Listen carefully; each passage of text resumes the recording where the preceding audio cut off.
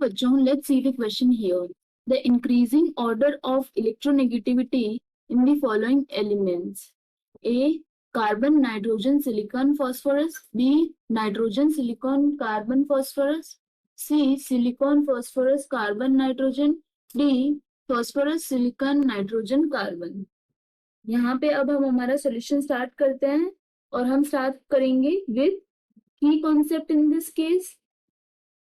So here, as we know that carbon, this belongs to 14th group element and nitrogen belongs to 15th group element. Whereas silicon, this also belong to 14th group element and phosphorus belong to 15th group element. Carbon belong to second period, whereas silicon belong to third period.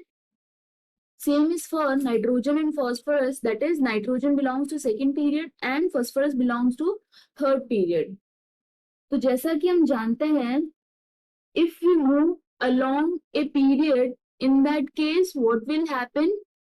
Z effective, that is effective nuclear charge, will increase and that result in decrease in radius, and here electronegativity also increases, whereas down a group, in that case situation will be reversed, that is Z effective decreases, electronegativity also decreases and radius increases here. That means from this we can say here electronegativity order, nitrogen will be having higher electronegativity than carbon, nitrogen have high electronegativity than phosphorus, carbon have high electronegativity than silicon, and phosphorus, it also have high electronegativity than silicon.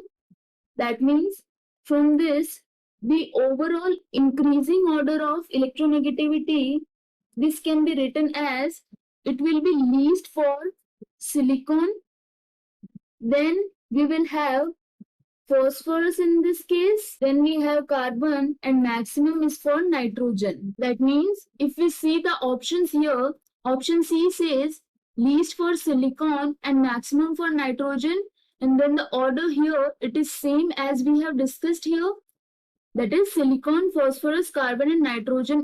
This is the final answer. I hope you understood the explanation. All the best.